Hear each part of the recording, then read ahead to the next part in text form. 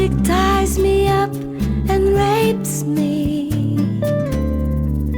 Do do do do do do. Da da da is all I want to say to you. Do do do da da da. Their innocence will pull me through. Do da da da da da is all I want to say to you. Do do do da da. They're meaningless and all that's true. Poets, priests, and politicians have words to thank for their positions.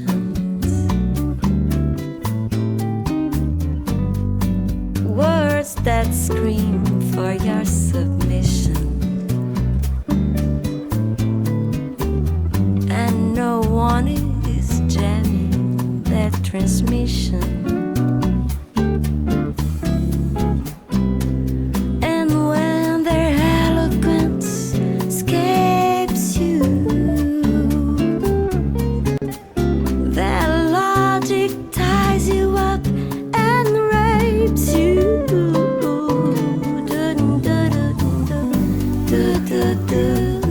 Da da da is all I want to say to you.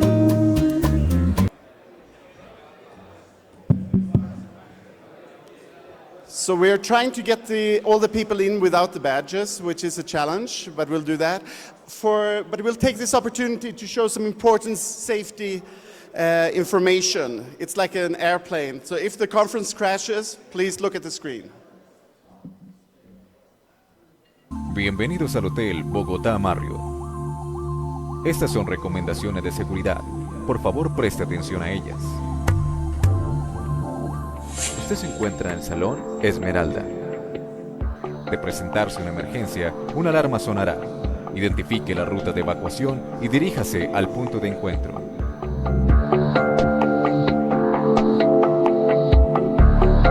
Para todas las situaciones, siga las instrucciones de nuestra brigada de emergencia. En caso de un terremoto, mantenga y transmita la calma. Agárrese y protéjase la cabeza con los brazos. Ubíquese cerca de estructuras fuertes, bajo una mesa, junto a un pilar o en el rincón de una pared. No use el ascensor. Baje por la escalera sujetándose fuertemente del pasamanos por el lado derecho. Manténgase alejado de vidrios, ventanas, puertas y de todo lo que pueda caerse.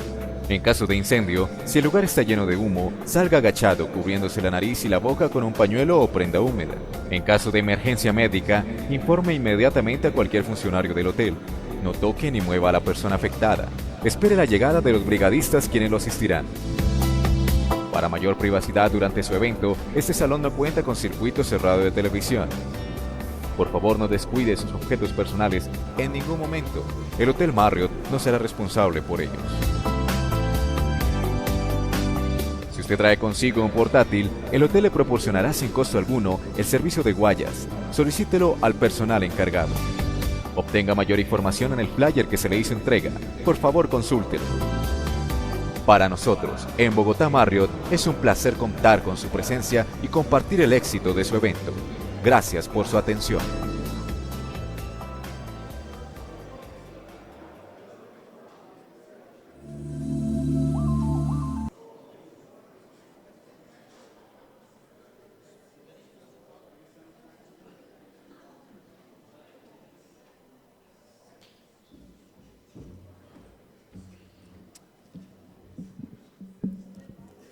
Now you're in the middle of the camera there. Ladies and gentlemen, my name is Gunnar Schilin.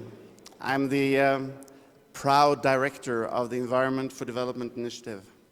And I'm so happy to welcome you to the 13th EfD Annual Meeting in beautiful, beautiful Bogotá. I'm telling everybody, these are the best days on the year for me. Christmas is not like this for me. This is my real Christmas. This is the best. So let me just introduce you. What has happened over the last years is that these annual meetings have increased from being small closed shops to more like, as we say, the biggest environmental economics conference in the world, in the global south. And it's getting bigger and bigger and better and better. I don't know what the last count would be. There were 190 people registered. So the family is growing. This is from Hanoi last year. Thank you, Nam, for hosting us. And I hope to have an even bigger and nicer picture with me home from Bogota. So just very, very, very briefly, because we're already a little bit late. The Environment for Development Initiative, it has an impact model. And we believe that if we're going to have some impact from our work, we need to have the capacity in our centers. We need to have our applied research. We have to link it up to policy making and, of course, creating the institutions to sustain this at the glue in the middle. And, of course, in this conference, we'll mostly talk about the research collaboration. The network is growing. We now have 15 centers, and this has been an exciting years as we have been welcoming in new centers in Uganda, Ghana, and Nigeria over the year. So EFD is growing bigger and bigger and stronger. So I was, since not all of you have been here before, I was planning to do a little bit of morning gymnastics and give you some quick entry points to our organization. So with this institutionalization that has been going on over the year, we now have a very nice international strategic board of EFD. And I would like to see, just so that you have your entry points to the organization here, I'd like to see the board standing up. We have Kevin Urama here from the African Development Institute. Please stand. Chantaline, have you woken up? Still not. We have Edwin Muchapondwa and Som. And Frederick Carlson is also on the board. Yes, not standing up. And then we have two that are missing, Thomas Kåberg and our chair, Pam Fredman. So that's the board. Then, of course, in support of all the activities, we have the EFD unit in Gothenburg and the extended communications team. Can you please stand up so that we know who we are? Do we have anyone here? Helena, Eugenia, Daniela is standing probably. Franklin. Well, we didn't send everybody here. Sanna is not here. Okay, so there are a lot of us here. More importantly, maybe, are all the center directors. So the best way to get into EFD is through your local center or as an international associate to a center. So now we have 15 of those. Can we have the center directors stand up so everybody knows where to turn if you want to affiliate yourself with the local research here? Here we have, yes, Ethiopia. We have Africa, yes. I don't see 15, but anyway, look at the closest. And then we also have here the research committee, the ones that are looking through all these applications for the EFD Research Fund. So a couple of them are not here, but we do have a couple on the research committee. So we have Fredrik again, please stand, and Vic and Mike. So a special, and he's Francisco, so two are gone. Excellent. So Mike and Frederick, you've been on the research committee for many years now. You're rotating out of this. So now finally it's safe for all the rest of you to actually take them out for a beer and thank them for all the hard work after this without any corruption. So finally, yes, there will be a lot of sessions on our collaboratives, which is the other really nice way of getting into the EFD family. So we have all these collaboratives on marine, on energy, on forestry, on women. Can we have the leaders of the collaboratives stand up so that people know who to go to? We have Francisco and Alan on the forestry side. No one from energy here now? Yes, Mark is here. Great. Okay, we have more, but at least there are some early birds that are with us. So with this, there are a number of different ways to get into EFD, as you see. I'd like to mention to you a very nice new development with EFD. We just started an NGO in the US called EFD International. Some of us just came from Jackson Hole, where we presented our global work to this. This is a completely new avenue. So far, we've been very, very dependent on CEDA for example, support of these annual meetings. With this, we're opening a completely new avenue of fundraising from philanthropists in the US. So it's a 501c3 charity in the US. Maria Damon is the executive director. So if you have nice ideas that could be funded, small, very clear projects, please come to me or contact Maria directly if you know her. So with this, it's soon time for me to turn it over to Jorge to introduce the local center here. But before I do that, I just want to instill a sense of urgency. When we started in Pecona, I actually calculated exactly how much of summer ice was melting in the Arctic because of our travel. Well, things have become even worse since then. The news are full of the latest expansion of coal-powered plants in China. We know that the impacts are becoming worse and worse already from climate change. I have my own Greta Thunberg at home, who's not very impressed with me, arranging this together with you, traveling all over the world. So the message here is that we should really make it worthwhile that we come here. Do our very best to do the most for the environment and for sustainability and for poverty alleviation by meeting up, commenting on each other, this generosity that is so typical for EFD and EFD meetings. Please keep that spirit and pull together all that you can so that we can make our contributions, because now we only have another 10 years or so up until 2030. A lot has to happen, and we should do our part in this. With these very exciting words, I'm sorry about that, I'll turn it over to Jorge.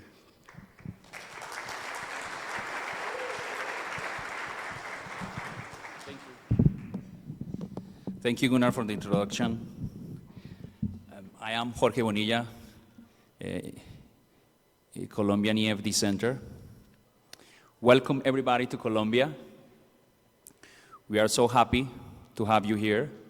We, as the Research Group of Environmental, Natural Resource and Applied Economic Studies, are so happy to organize this event. This has been a big event. In the list, we have around 180 people. For today, the statistics says that we are 140, and we are waiting for more people during the day. So my Mother in Heaven is proud that we could organize this event. So thanks God you all are here to celebrate. Because first, our EFD network is growing.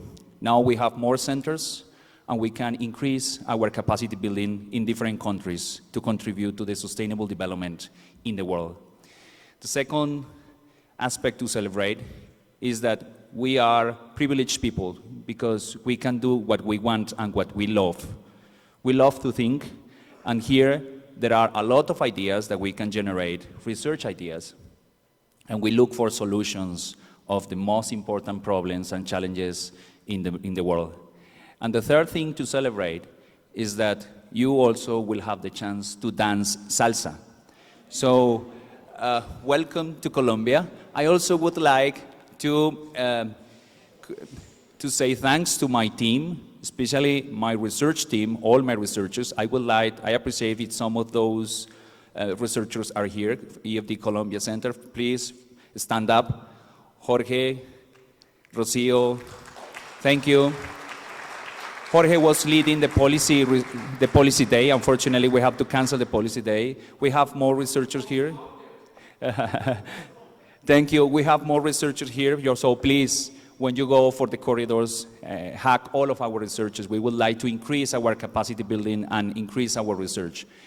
Also, I would like to thank my logistic team, Carolina, Pilar, Vanina, David.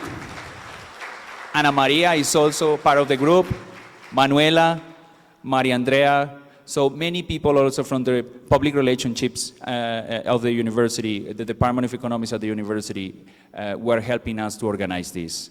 So please ask us anything that you need to ask for us, any question about the event here. So we have the logistics team to support you. And also, I invite you to all do networking here, because this is a big opportunity for us as Colombians to receive you, and also to create new ideas, to create more research in our big network. Thank you very much, and welcome everybody.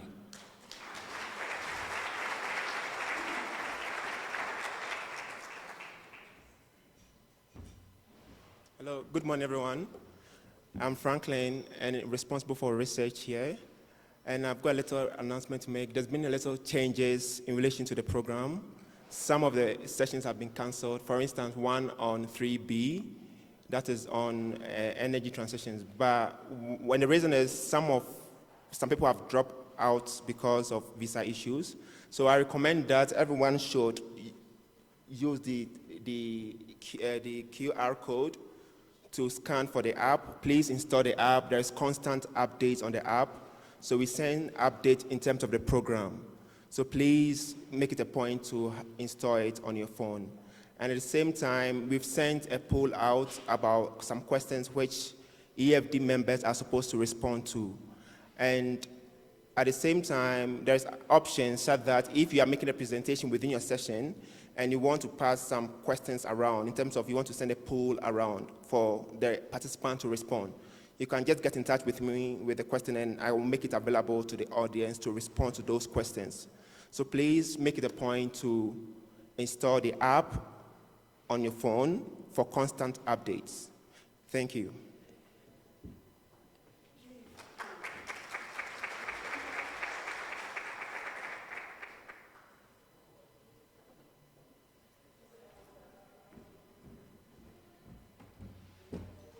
Morning, everybody. It's great to be here.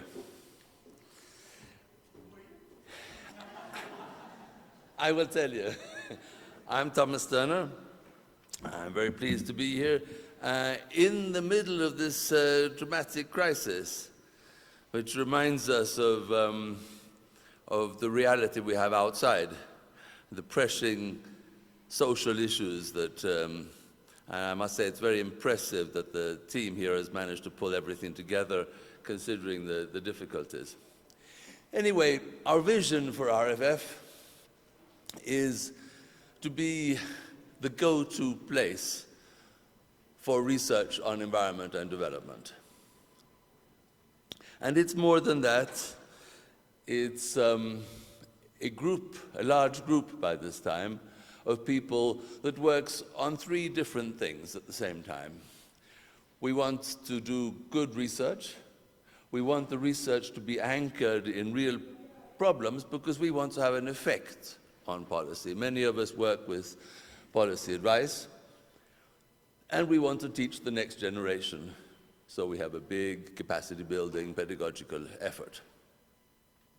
Now, I'm here to introduce the plenary speakers, but I need to say a couple of things before that. And first, I want to say that we've been working hard to select year after year plenary speakers that are exciting and authorities in their field, but also reflect the balance of a number of things. A number of these things: policy, theory, different fields, and sometimes even teaching and capacity building.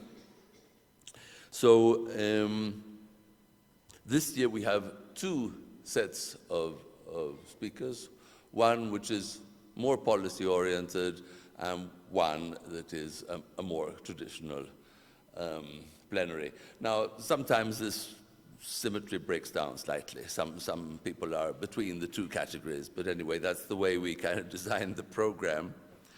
And before I go through all the speakers, however, I wanted to say, I don't think I'll have another opportunity to say this, but there is a carbon workshop that is interwoven with this, so that during the last 1.5 days of this conference, there is a stream of activities and sessions that are on carbon pricing and on carbon, well, particularly carbon pricing, but on climate policy in more general. And at the end of that, the conference, there is then a follow-up of 2 days on this. So anybody who's interested and didn't know about this, particularly the last day, the Monday the 25th in the afternoon, has the possibility to join in somewhat improvised. So if you are interested in that, then contact me about it. Then there's 2 more days, and I presume most people have flights, so they will be flying home. It's hard to improvise joining in. But you're all welcome who are interested in this. Now, I'll get to the plenary speakers, and I think there's 7 of them. Arun Agarwal, who I will introduce in a moment, because that's, he's the first plenary speaker of today. But we will also have Kevin Urama from the African Development Institute, who is... Something is making a noise. It's... I'm sorry. For those who speak Swedish, this is funny.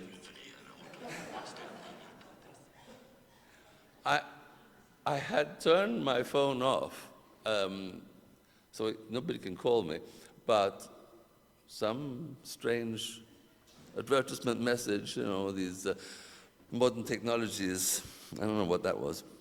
It was about Father Christmas, I think. Anyway,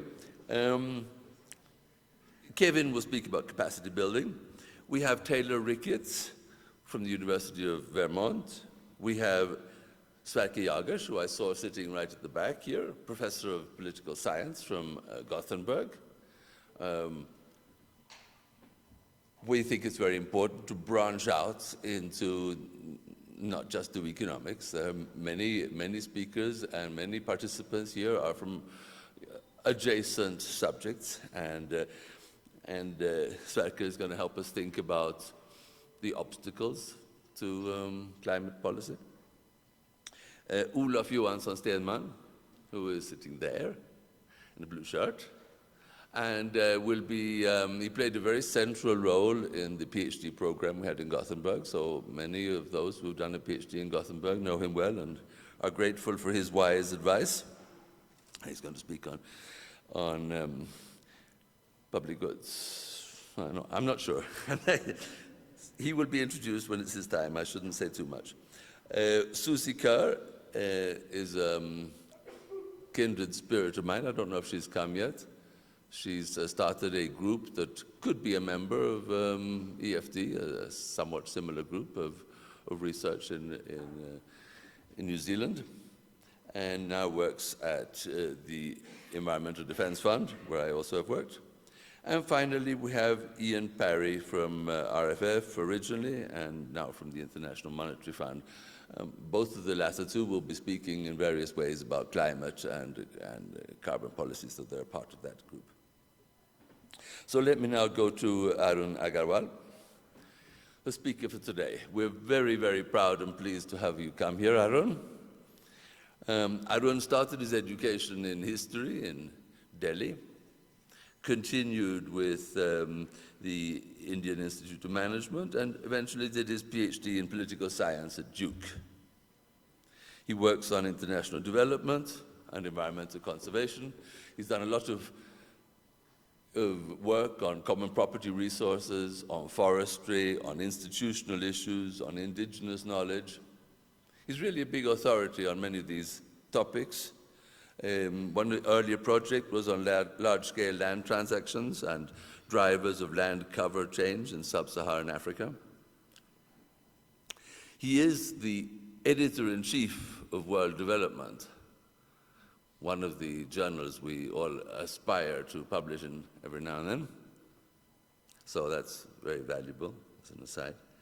And his own recent work has appeared in prestigious places like Science, PNAS, and Conservation Biology.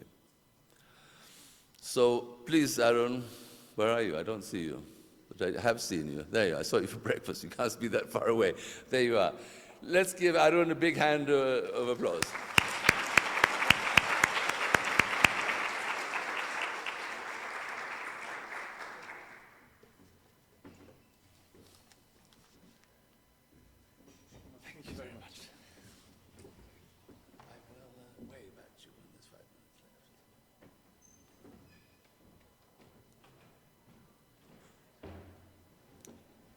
Hi, everyone. I have changed the title of the talk a little bit, and I will announce it since, so actually it is there. It's a little bit of a variance from your schedule. Since many things are getting updated in the program, I thought I should join the updating crew. It gives me great pleasure to be here today. I want to thank from the bottom of my heart to both Gunnar and to Thomas to ask me to come to this 13th EfD Annual Meeting and talk a little bit about some of my work. They also asked me to do it in a way that would connect to the broad sweep of research that scholars and investigators affiliated with or who are members of EfD that their work represents. Much of what I will say is framed in the context of research on sustainability science. I do so in some part because I view sustainability science as a useful and encompassing frame. It takes seriously the ambition of work on sustainability to be about the environmental and the economic and the social. It highlights the importance of change and the need to understand change. And it also emphasizes, sustainability science also emphasizes the need for science to be useful, to think about how and when knowledge can mutate into action. These are, I think, also central ambitions of EfD, if I am to take what Gunnar and Thomas have said seriously. In an early and useful reflection on what is sustainability science, Robert Cates offered the following broad framing. Sustainability science seeks centrally to understand the relationship between human well-being and nature or environment. It seeks to do so certainly to advance fundamental knowledge, but as importantly to influence outcomes through knowledge and engagement.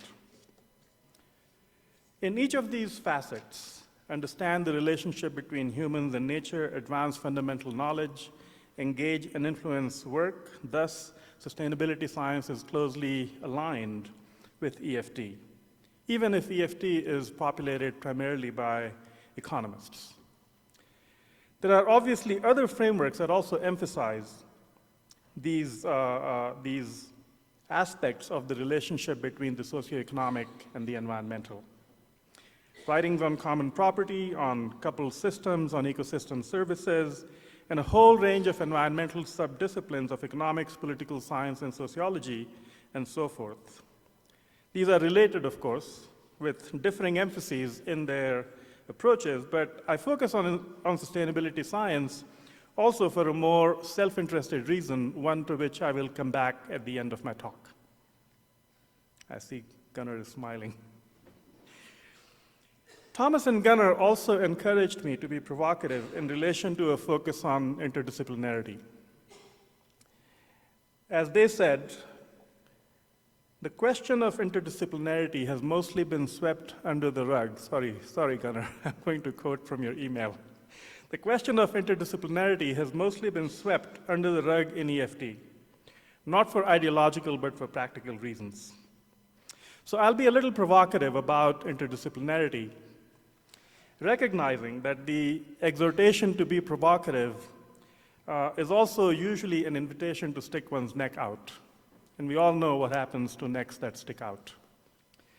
Nonetheless, I also feel a responsibility to take the risk, since we also know that there is no free lunch. The talk today has 4 parts to it. In the first and second, I will briefly describe sustainability and its apparent tensions, and then examine how definitions of sustainability, I'll take 2, relate to trade-offs and interdisciplinarity. In the third part of the talk, I will focus on a second needed direction for research on sustainability science, the need to understand societal transitions or the development of a transition science and its conceptual underpinnings. Finally, in summary, I will mention the importance of sustainability science, the importance to sustainability science of a better defined approach to integration and synthesis of diverse bodies of research.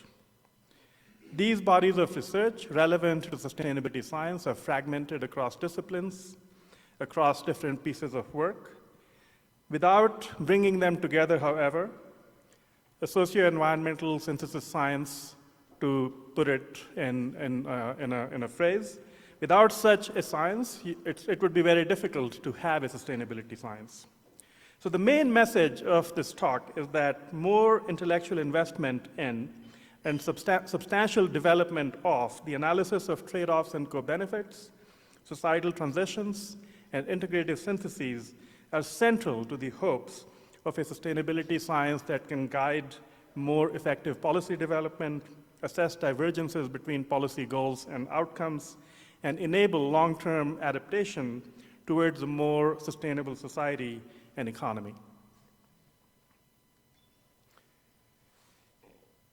Two key features are part of definitions of sustainability. Both are testimony to the complexities of the meanings of sustainability. The first concerns the explicit appeal of sustainability to time. In defining sustainable development in 1989, the World Commission on Environment and Development, in a by now very well-recognized definition, focused on trade-offs over time when it said, sustainable development is development that meets the needs of the present without compromising the ability of future generations to meet their own needs. The idea of sustainability, then, is about the ability to support and maintain the well-being of both present and future generations. It can be criticized for being too anthropocentric, for focusing too much on humans. Although there is no necessary reason to think of generations or needs of the present only in terms of or with reference to human beings and society. The second aspect of sustainability definitions brings the idea of the non-human more explicitly and is visible in the appeal to the three pillars of sustainability: the social, the environmental, and the economic. And perhaps even more, or equally so, in efforts to understand the relationships between human and natural, the social and the ecological. Without better knowledge and understanding of empirical patterns of socioeconomic and environmental outcomes associated with or resulting from changes in different drivers, a science of trade-offs and benefits will forever remain elusive, and our intuitions will remain captive to thinking in terms of linear or curvilinear relationships between the environment and the society or the economy. Indeed, this feature of sustainability definitions also explicitly points to the need for interdisciplinarity when pursuing new knowledge in sustainability science. Stated thus, the terms of the agenda are minimal but also broad. They highlight that effective research on sustainability should include a concern with both the social and the environmental, the economic and the ecological. But they also highlight that effective sustainability science research on socio-environmental issues must include a concern both with society and with the environment, both with society and the economy on one hand, and with nature or environment on the other. At one level, thus, it is clearly a minimal demand and can empirically be met by focusing on both economic and social and environmental outcomes of some driver, whether environmental or economic. It allows for an assessment of trade-offs because without looking at patterns of changes in social and environmental outcomes, it's not possible to think about trade-offs between them. It also allows for an assessment of trade-offs between economic and environmental outcomes, thereby appealing centrally to the relationships that definitions of sustainability point us towards. Indeed, if one is working on environment and development, it is reasonable to expect that one would be concerned with both environmental and development outcomes. About the relationships among these outcomes and their drivers, and that such research would be informed by both environmental and socioeconomic theory. In practice, however, it is anything but common. Before speculating why research on trade-offs and on multiple outcomes or joint outcomes of socioeconomic or environmental drivers, let me present some examples of research that does concern itself with both environmental and the socioeconomic. This first slide is based on a data set, analysis of a data set on forest commons from 13 tropical countries. In this analysis, Persha and her colleagues examined in 2011 how features of common governance are associated with trade-offs versus co-benefits or synergistic outcomes. They focus on tree species richness and subsistence benefits from commons and identify how features of commons governance lead to different combinations of outcomes, explain or are associated with different combinations of outcomes. So the first figure in the panel looks at the degree to which presence of rulemaking participation reduces the likelihood or is associated with a lower likelihood of unsustainable outcomes in commons, which is to say low benefits from commons, low subsistence benefits from commons, and low levels of tree species richness. The second graph in this panel looks at how participation in rulemaking is related to trade-off outcomes, which is higher levels of subsistence benefits, lower levels of tree species richness, or the other way around. And finally, the third figure looks at how size of the forest is associated with more sustainable outcomes. As the size of the forest increases, it is more likely that a given forest common will provide higher levels of both subsistence benefits and tree species richness in the forest stock. In another paper in 2011, Ferraro and his colleagues examined how protected areas in Costa Rica and Thailand support avoided deforestation and poverty reduction at the same time. They explore in these different graphs in the panels how distance from cities and slope of the land are associated with changes in these outcomes at the same time. In a more recent paper, Johan Olderkop and his colleagues examined forest commons in Nepal to see how the presence of commons in a village development community affects both lower levels of deforestation and levels of well-being, compared to administrative units that do not have forest commons or where the area under forest commons is very low. And they examine in the second graph how these two outcomes vary at the same time with baseline levels of poverty. So these figures provide some indication of the possibility of carrying out research that looks at both environmental and social outcomes, both environmental and economic outcomes, and at the same time analyze the trade-offs or co-benefits of different drivers associated with these outcomes. But in practice, research that concerns itself both with socioeconomic and environmental outcomes is rare, as I said before. So to check this intuition, I went through all the papers being presented at this meeting. There are about 102 titles, give or take one or two, that I looked at. And my review of these was only looking at titles, so it is by necessity somewhat inaccurate. But I think the broad pattern in what I saw is probably significant enough not to be affected by small differences at the margin in how I classified these papers. So I put the papers based on their titles and the content of these titles into 5 categories. 60% of the papers being presented at the meeting look at social outcomes of social drivers, but in an environmental context. So what does that mean? A study that looks at how changes in rules affect well-being in the context of forest commons would fall into this category. The second and third categories looked at environmental outcomes of social drivers or social outcomes of environmental drivers. The fourth category looked at environmental effects of environmental drivers in a social context. And finally, 2% of papers looked at both social and environmental outcomes of social drivers. To my mind, this is inadequate or insufficient to really inform a science of sustainability or to create or lead towards a science of trade-offs and co-benefits, or to enable a synthesis science towards which I will come in the next part of my talk.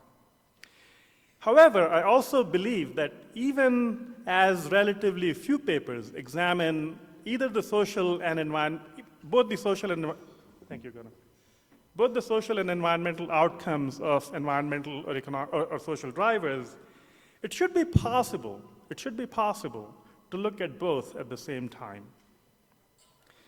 Given the increasing data availability that is becoming the norm in work on sustainability and development, given the massive amounts of emerging data with geolocation tags, I would imagine that this is not too huge a lift.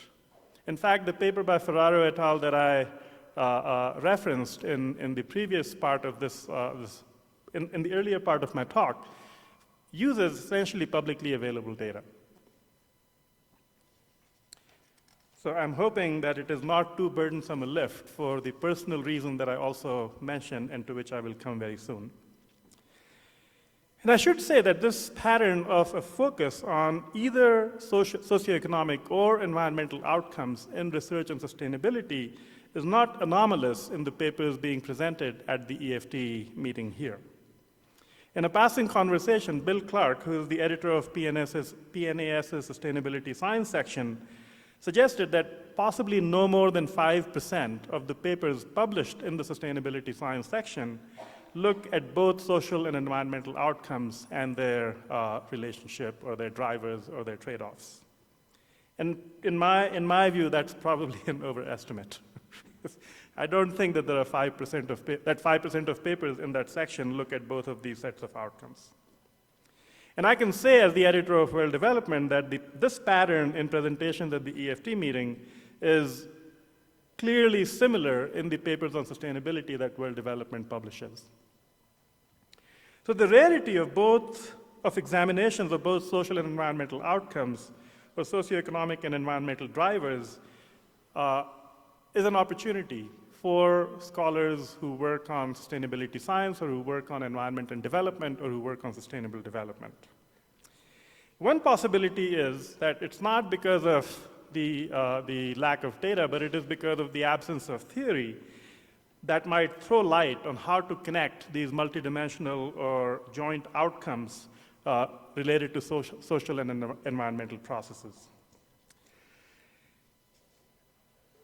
This speculation doesn't make sense to me because it is precisely where theory is lacking that better, more rigorous, more careful analytical work has the greatest payoff because it can inform theory and theory development.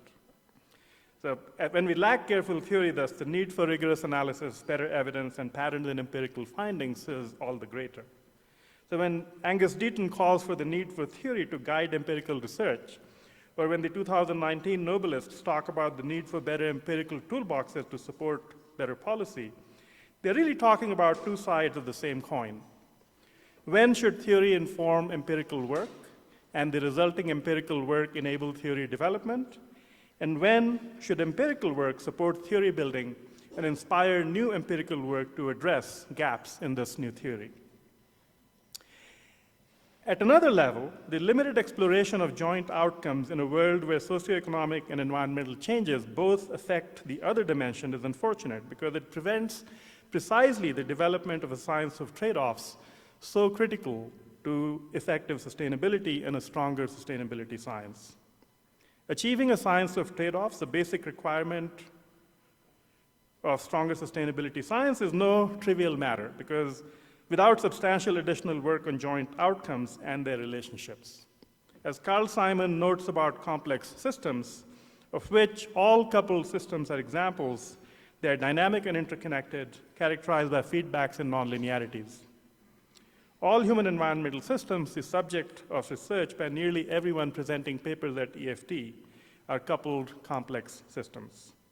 And causal inference in such systems will require insight from multiple disciplines and triangulation of results using multiple research methods. There is no silver bullet. There is no silver bullet that will permit easy causal inference in these systems. This part of my talk is mostly focusing on what I call a science of transitions, but it's not quite that yet. This is where we need to get to. Over the past 2 centuries, different societies have undergone multiple social and environmental transitions. From the rapid changes in agriculture in England between 1750 to 1850 that we collectively call the Agricultural Revolution, to the Industrial Revolution and subsequent efforts by ex-colonies to achieve similar structural transformations in their agriculture and economy, the pace of change has never been so fast. The pace of social and economic change and environmental change has never been as fast as it is. And our frameworks and theories to represent and explain change have never been as inadequate. Sustainability science, however, as I said at the beginning of my talk, is centrally concerned with both the nature of changes in coupled systems and the larger trends and transitions that provide the context within which coupled systems exist and evolve. The urgency of understanding transitions stems from the normative agenda associated with learning about transitions. We are on trajectories of change, whether it is climate, biodiversity, ecosystems, or social inequalities, whose likely endpoints are disasters, as Gunnar said in the introduction to the meeting. The absence of theories of social ecological transformations is thus a tremendous blind spot in sustainability science, in work on environment and development, and in research on sustainable development. A step towards addressing this gap would be to learn from the vast bodies of work that exist on the major transitions that different societies have undergone in different locations. Such socio-environmental transitions share much in common with what Theda Skocpol argued were general characteristics of social revolutions: rapid, basic social and political changes consolidated by changes in institutions and in institutional structures. Socio-environmental changes are similar to the social revolutions that Skocpol talks about. They include similar changes in the relationship of social actors to their environmental contexts. Some of the key transitions that match these features are agricultural structural transformations, of course, but also forest, demographic, nutritional, and energy transitions. They stand for deep structural changes in multiple social relationships, changes in individual and social practices in relation to the environment, institutional shifts that result from changes in society, from social and individual practices, and consolidate such shifts, and finally have multiple effects in different domains. For a stronger sustainability science, it is necessary to learn from the common features and differences of such transitions, the variable ways in which different societies have experienced them, and thereby their drivers and outcomes. There is little chance that such accounts of transitions could develop without interdisciplinary work. A second source of insights into transitions could come from long-term intergenerational studies of major socio-environmental changes in specific contexts and around specific socio-environmental relationships. A few examples in no particular order are listed above: the English Common Field System, the Green Revolution in India and elsewhere, agriculture and the Dust Bowl in the United States, water regime changes in the Nile Basin, the Industrial Revolution in England and concomitant environmental and well-being changes, histories of forests in India from the colonial to the contemporary period, long-term impact of the use of DDT to eliminate mosquitoes, the list goes on. Evidence about these cases comes less from integrative, quantitative causal analyses, more from in-depth case and comparative studies, often by economic and environmental historians, sometimes also anthropologists. But the distinguishing feature of the work on these different cases is that it's spread out across multiple disciplines and across multiple bodies of work, across multiple works. These writings are also often deficient in that the focus in any individual study tends to be either more on the social or the environmental outcomes, rarely on both. So if the three requirements for effective knowledge of long-term socio-environmental change to understand transitions is understanding of change over time and drivers of change over time, attention to the socioeconomic, and attention to the environmental and the natural, most existing studies, individual studies, only cover at most two of the three. So how do we address this gap? And this brings me to the final part of the talk on what I call a science of synthesis or a synthesis science. Knowledge about trade-offs, about case studies that embody intergenerational changes in the socioeconomic and environmental dimensions is scattered across disciplines, studies, and data sets. Bringing it together to strengthen existing knowledge about long-term change, about nonlinearities, about discontinuities, therefore requires integrative and synthesis work. Such work can be accomplished through a number of approaches. It is not clear that any single approach to synthesis dominates. Systematic reviews and meta-analyses are effective in providing a particular kind of synthetic knowledge about the common features of what is known across studies or what is present in different studies. They focus on patterns of similarities across rigorously executed work, especially when such work also provide quantitative estimates of causal relationships. But they are not very useful for thinking about synthetic work across studies that focus on different aspects of a problem. Critical reviews and syntheses that seek to connect dissimilar evidence from multiple sources regarding a particular case or phenomenon of interest are especially important to extend the knowledge of what happened and why in a given transition or in a given case of socio-environmental change. Such an integrative synthesis science would help situate socio-environmental outcomes in relation to a larger context and the patchy and heterogeneous connections or relationships between contexts and outcomes. Finally, and in conclusion, I turn to the self-interested reason I focus on sustainability. Excuse me.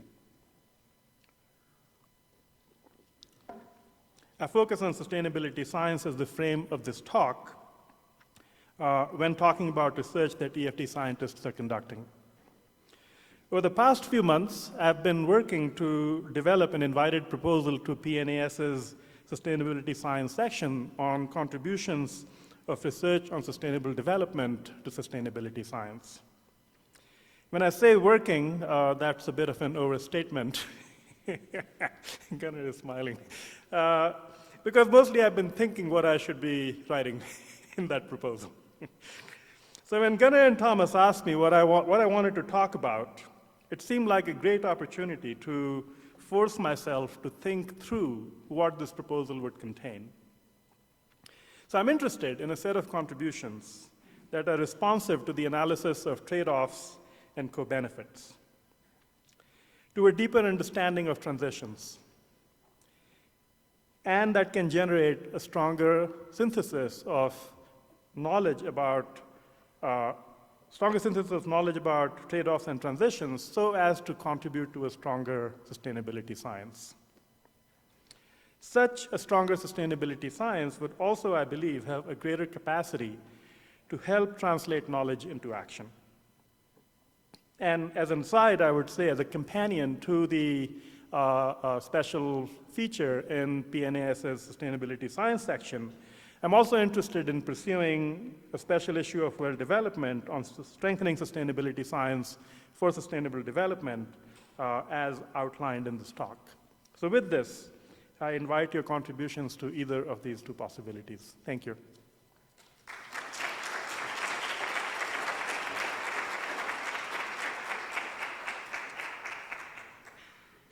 I think we have some time.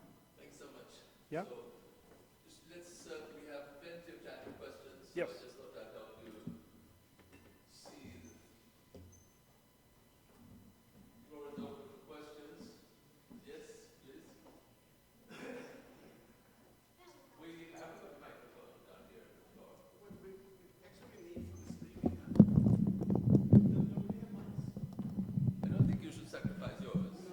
I can shout very loud. Yeah. Thank you very much, and it's something so interesting. I really like the way you emphasize that you should really focus on social and environmental outcome, not only one of that. And I think whenever I talk to policymakers in India, they are also very keen, if you combine these two, and the research, the policy intake of the research will be really very high. They're all interested in the joint outcome of a particular research. But then how to combine these two, social and environmental? I think we need to have a weighting system, because maybe in a developing country, social outcomes should be given a higher weightage compared to a developed area. So how do you go about that? Is the idea to collect a few questions and then for me to try to answer them, or should I answer them as they come up? Yeah, okay. So I think this is a very good and useful question, and how should I say, an encompassing answer, a comprehensive answer to what you asked is probably not feasible at the state of knowledge we have about analysis of trade-offs and co-benefits, and about relating the presence of trade-offs and co-benefits to specific drivers. So the reason I presented some of the graphics from papers by Persha and Ferraro and Oldekop is to provide some examples of how people have looked at these relationships. And so the standard approach in these analyses seems to be that you identify some empirical driver that is associated with, or that explains, both a social and an environmental, both an economic and an ecological outcome. And then you look at the surface of the social and environmental responses to that particular driver in relation to a set of other drivers. So for example, the paper by Ferraro and his colleagues looked at how avoided deforestation and well-being are associated in protected areas, but they analyze the response surface of both avoided deforestation and well-being with reference to distance from cities, with reference to the slope of the land. And the idea there was to see where would it be more effective to site protected areas so as to maximize both the social and the environmental outcome in which they were interested, right? In the analysis that Persha and Oldekop carried out, they classified a set of cases into those which were win-win, above average outcomes on both social and environmental indicators, below average outcomes, and the trade-off outcomes. And then they looked at which drivers or what are the correlates of these categories of changes, categories of outcomes, to say how changes in some of these drivers could increase the probability of win-win outcomes, higher than average outcomes in both dimensions, lose-lose outcomes, and so forth. So these are some examples, but you could look at quantitative techniques that simultaneously help you explain two different sets of outcomes because you have an underlying theory about how some drivers affects both outcomes.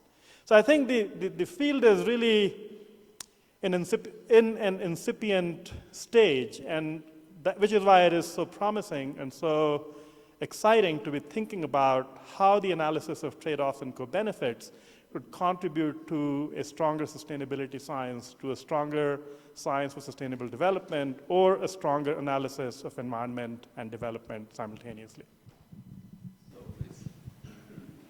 Thank you so much.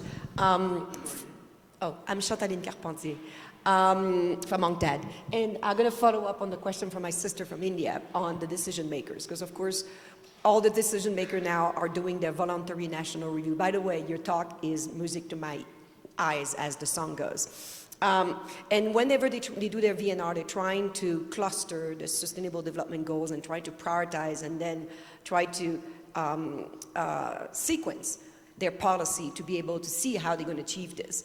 And when it comes time to try to figure out, well, what's the trade-off? how many people we leave behind in the rural versus the urban area if we protect that area.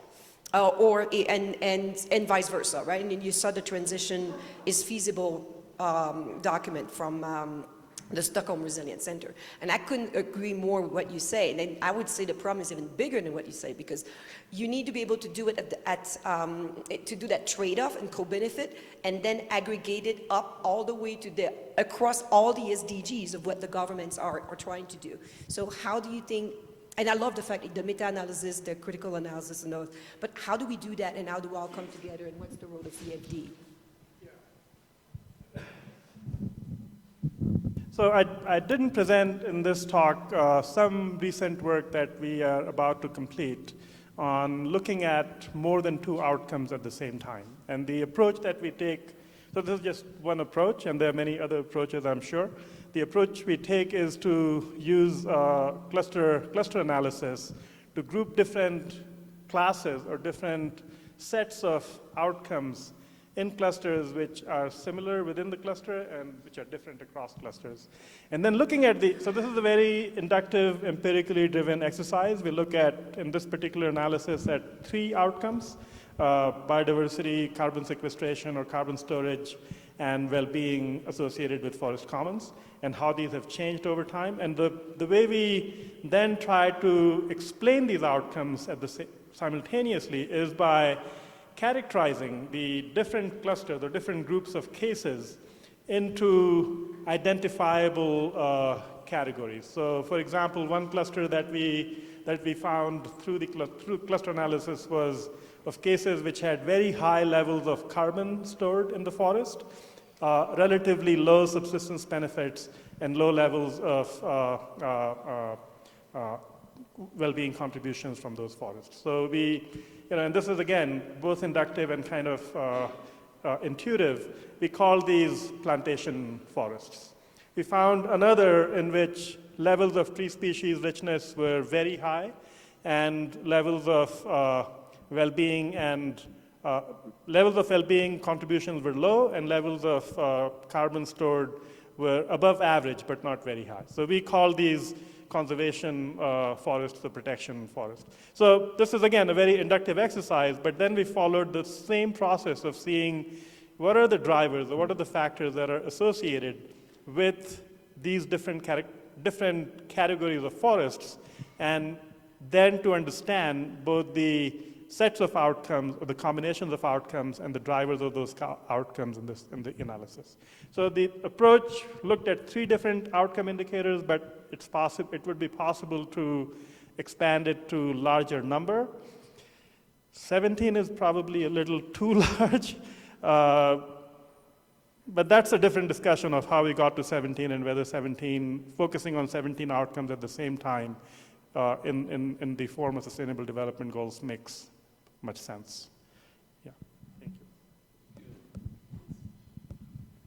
you. Yeah, thanks, Arun. We're supposed to Subrendu Patnaik from Duke University and EfD, of course.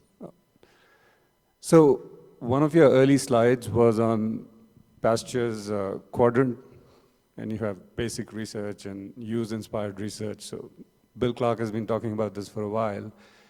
And I wonder if this is even more salient in the sustainability science discussion, especially to the extent that sustainability science is confronting planetary boundaries, or however you want to frame the story, that we can convince each other in terms of research on complementarities, on trade-offs, and fight that there are no win-wins, it's mostly lose-wins, and etc.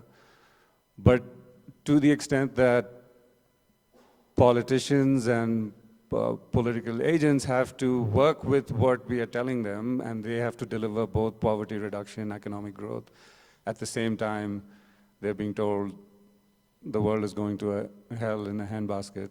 Is it more salient that we are in that quadrant trying to, like Salamani is saying, policymakers are asking for this, and so much of our research is rarely inspired by that use, so we ask it in a way and we deliver it in a way that is not very useful. Is it even more binding in this case? Yes, whenever Shubhendu asks a question, I say inside myself, not a hard one, not a difficult one, not a difficult one. And he never listens because I don't say it very loudly. I think Kevin's talk is going to focus exactly on this problem of when is it that policymakers listen to research or are interested in recommendations from research. But I will say two things. One is the familiar fallback. Whenever somebody asks about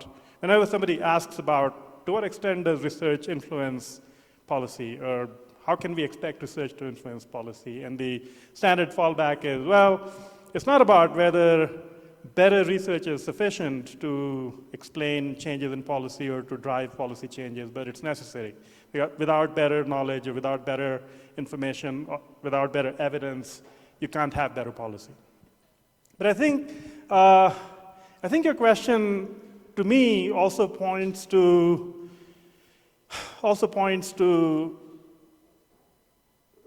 ultimately to what I think is the relationship between research and policy, which is that it is tenuous. Research, even when carried out in consultation with policymakers or decision makers, even when it is inspired by what policymakers want to know, even when it is firmly aligned with all the things we think should lead research to influence policy, it influences policy very little. And it influences policy very rarely. Now, having said that, I will also say that this is true for the short-term effects of research on policy. I think in the long run, every policy, whatever it is, however it is aligned with the interests of policymakers, does seek justification in some research.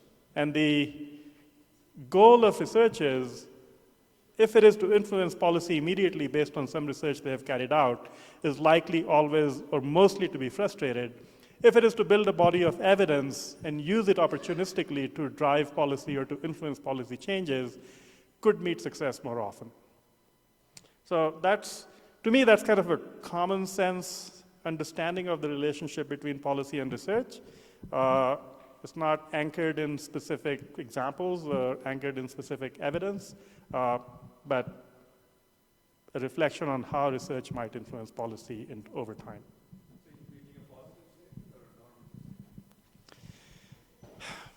I think, yes. The answer is yes. So the answer is, okay, this is a conversation over beer.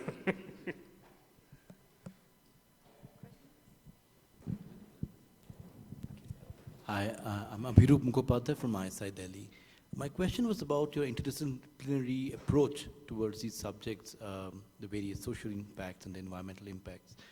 Now, if you were to bring together the quantitative work that typically economists are doing and the qualitative work which has been done by a larger community, I think there's a struggle for understanding how these two things meet in some sort of a causal framework, because causality or causal frameworks mean very different things to people who want to do just typically statistical research versus people who are trying to understand other processes. So when you say come together, how would you synthesize, these two kind of different ways of thinking into some sort of coherent thought?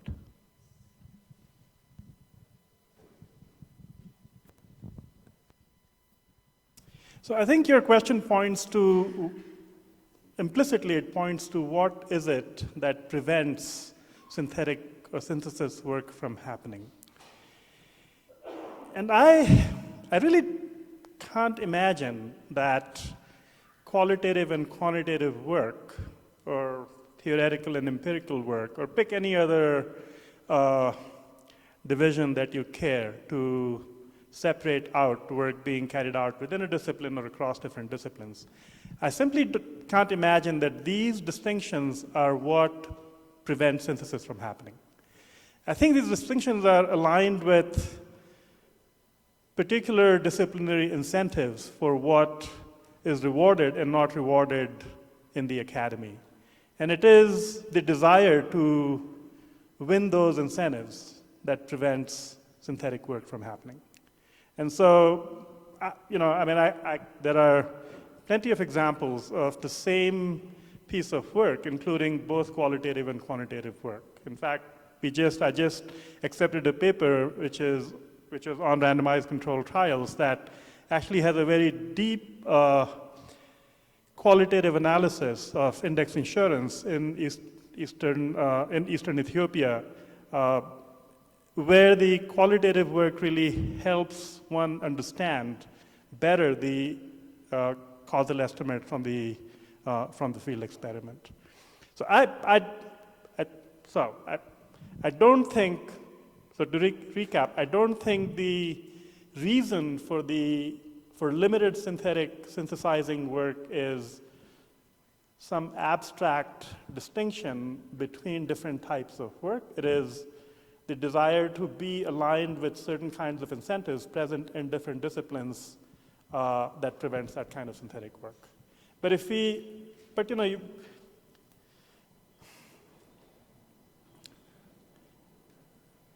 People who work on the environment are already in a ghetto of the discipline, whether it is environmental anthropologists, sociologists, economists, political scientists, people studying environmental politics. I think for many of us, or at least for many of the people that I know who work on the environment, what sustains them is, or what motivates them is the idea that they're working on something that's consequential. They're working on strengthening the feedback loop between the world and research. And so if that is the case, I think it would be easier to undermine the distinction between these abstract categories that would then enable better synthetic work.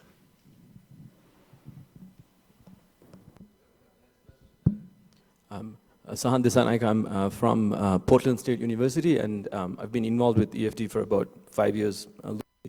I have somewhat of a two-part question. The first part is thinking about this question about policymakers and research. In some of forums where I've interacted with policymakers, one of the things that keeps coming up is they want to see repeated studies about how effective some policy or some change might be. And we in academia, we don't want to publish the same thing, right? We're always looking to push the frontier, so we're changing things. We don't want to do the same thing in different settings. And that's, so this was, with a bunch of federal agencies, and they want to see the same thing repeated, to think about replicability, to think about how to adopt. And that's, so any thoughts on that? And the second part is, so I've been very impressed with EFD in its effort to reach out to policymakers and engage that in the research setting. You've been doing work with the sustainable development in Michigan. There's Sandy in South Asia. There's a lot of these groups that do environment development, sustainability. What's the role for these kinds of organizations and groups to push some of that synthesis and to sort of engage more with policymakers? Are these kinds of organizations a potential forum for that?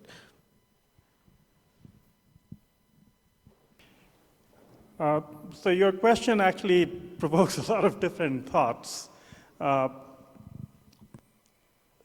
I think it is necessary for there to be research capacity within the institutions in which policymakers exist or are carrying out or conducting policy implementation or making decisions about policy. I think it is not reasonable to think that the work of research that is of interest to policymakers or to decision makers should always be carried out by those who specialize in research. I think if policymakers are truly interested in repeated studies of a particular phenomenon over time, so for example, how does the impact of social protection policies change, not from a baseline compared to a study period, but in repeated cross-sections over time or in a dynamic manner over time. The analysis of those changes, once an original study has been carried out, could be made simpler and could be carried out by policymaking organizations themselves, or by implementing organizations themselves. So that would be one answer that I would give to the first part of your question. You had a second part, and I'm sorry, I don't remember it. Yeah, okay. Yeah. So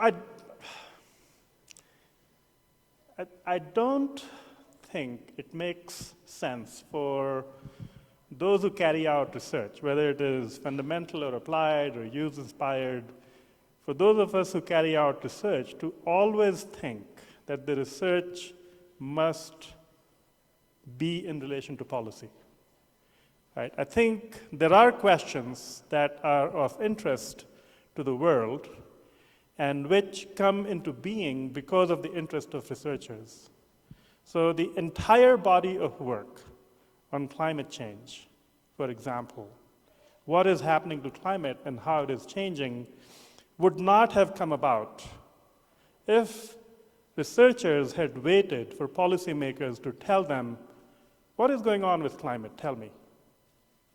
It came about because of curiosity-driven research that then also found that it has extraordinarily large applied implications in terms of what is happening to the world. Right? So I wouldn't go so far as to say never in the history of humanity has such a small group of people asked so much of so many, as some climate researchers have said.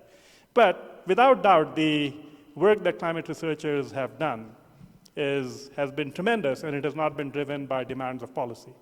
So in that sense, I think if we believe analyses of trade-offs are crucial to understand and to enhance sustainability, it is incumbent upon us to carry out that kind of work and to help and both to engage decision makers in that work, but also to try to explain the importance of that work to those who care about the world, because we do as well.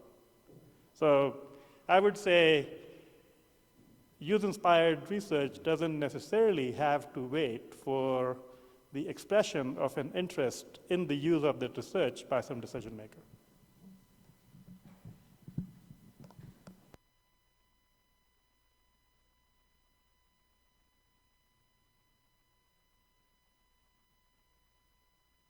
Okay.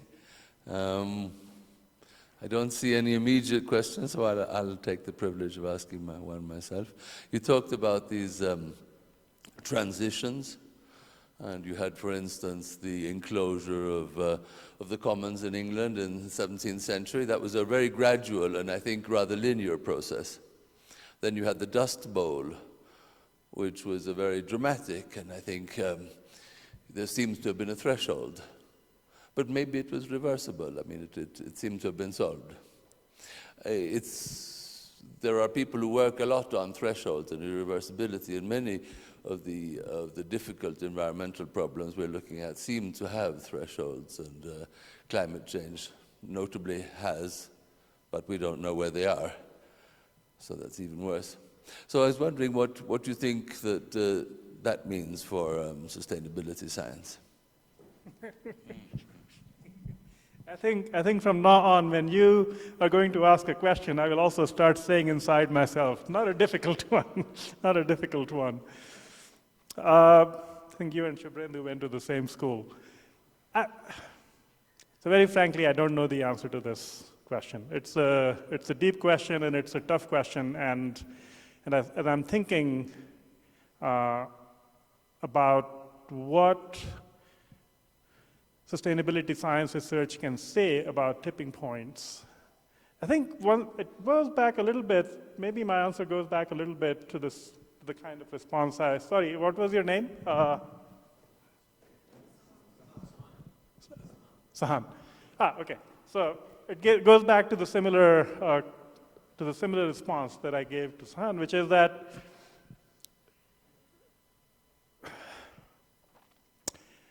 which is that policy is often driven by relatively short-term calculations and interests. Predictable knowledge of tipping points could galvanize policy change. But I think the work that we have on tipping points, both from scholars of environmental processes or social ecological systems, tends to be predictive only in a narrow sense. It is, again, crucial work, but if one seeks to change policy purely by research, the level of predictability in the anticipation of tipping points would have to be much sharper than what we have today. So policymakers, of course, make decisions or implement policies without certain knowledge about future states of the world all the time. But they do it when those policies align with their interests. Research on tipping points, almost by definition, asks for policy changes, and often policy changes that may be against the interests of existing decision makers. Thanks so much. We must end there, and I'd like to thank you. Don't go down yet. We'd like to thank Aaron with a warm. Okay, I won't do that. Gunnar wants to do that. Sorry. Still, all right. So just a small note. This is not a question. It's just an acknowledgement. First of all, that rug you were talking about, by the end of all these plenaries this week, I don't think there will be any rug left for me to hide under. The second point is that I really like all these points on synthesis, and I'm very happy to see that in our collaboratives, particularly now recently the energy and the marine one is doing more syntheses. And so we have this opportunity in Gothenburg with the new EfD unit to also build our own research group, and I've vaguely said we should do more synthesis, and now I have the good arguments why and what, so that's excellent. And then I think I would like to thank you also for putting a new gold standard now for plenaries, so, providing not only one but two special issues in PNAS and then world development. I think this should set the stage for a future. So, thank you.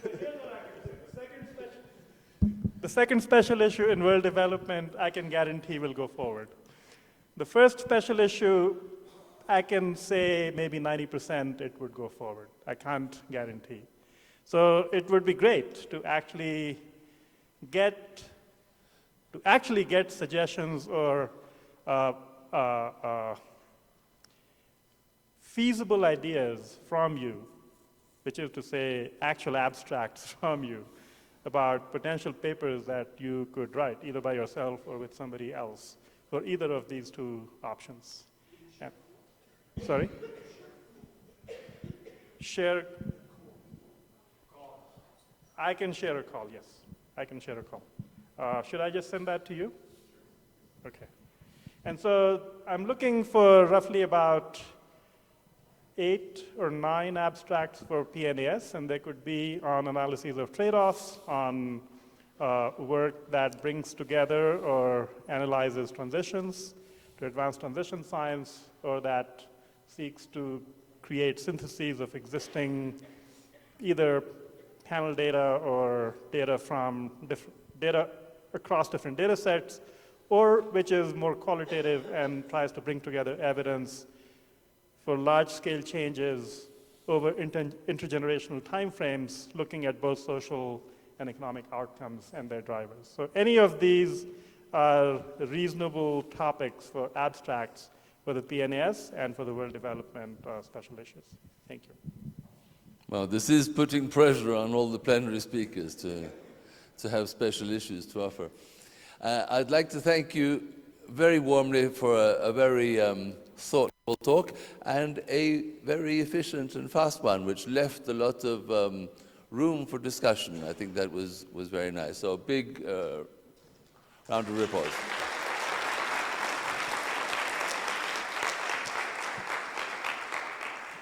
Do the local organizers have any announcements or any housekeeping? Otherwise, we can look forward to Colombian coffee now. Thank you.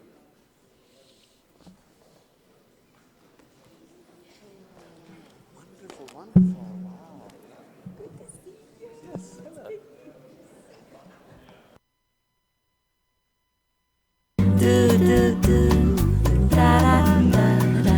Their innocence will pull me through. Da da da da da da da. It's all I want to say to you. Da da da da da da da. They're meaningless and all that's true.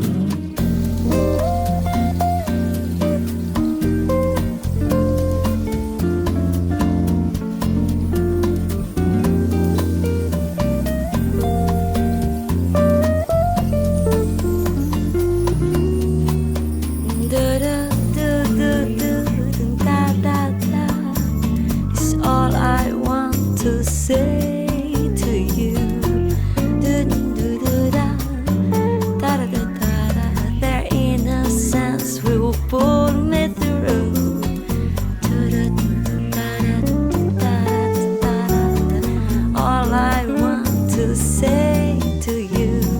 Da da da da da da da. They're meaningless and all that's true. Da-da-da-da-da-da is all I want to say to you. Da-da-da, da-da-da, their innocence.